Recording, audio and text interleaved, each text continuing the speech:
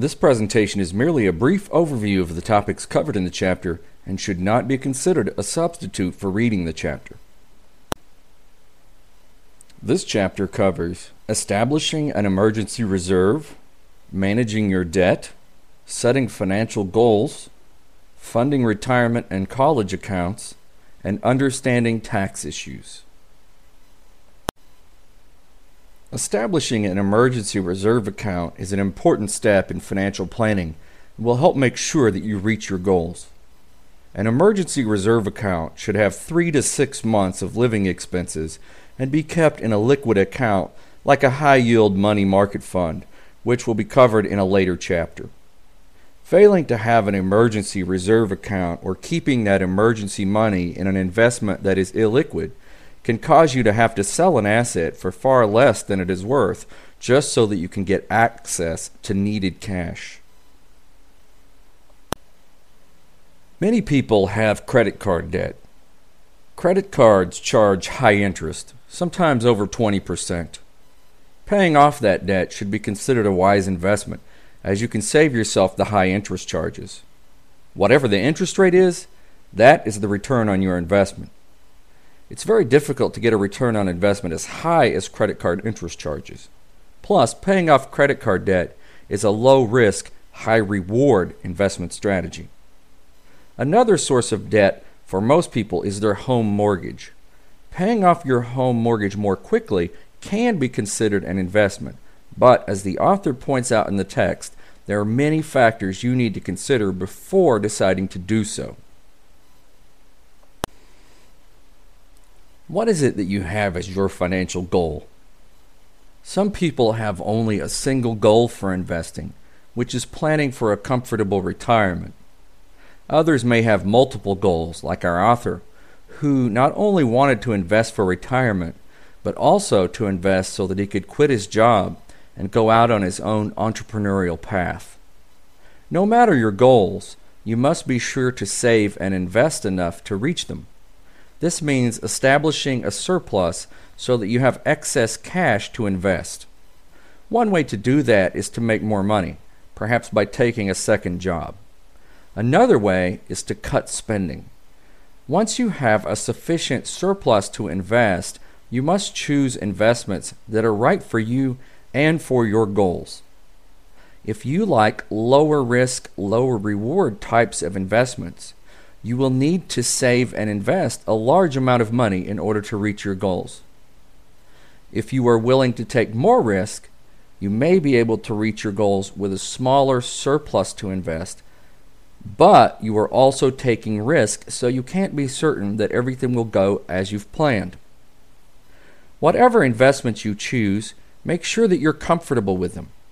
If you find yourself constantly worrying about your investments losing money, your investments may be a bit too risky for you, and you may need to consider a new mix that allows you to worry less.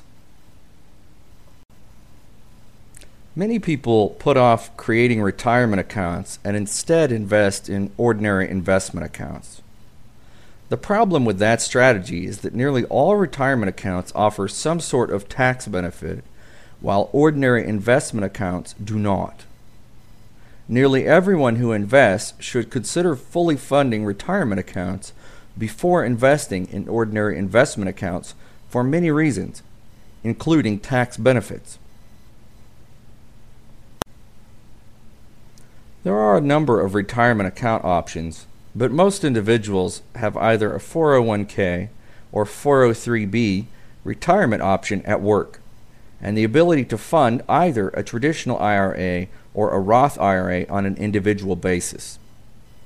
401ks can be offered by for-profit employers. 403bs can be offered by non-profit employers. Both the 401k and 403b plans work pretty much the same way. Employees can have a certain amount of money deducted from their checks and put into a tax-sheltered retirement account. This means that instead of investing after taxes have been taken out, employees can invest before taxes are taken out. The investment grows and is not taxed until the employee retires and begins taking withdrawals from the account. Withdrawals can be made penalty-free, but not tax-free, after age 59 and a half. A traditional IRA works similarly, but is created by the individual.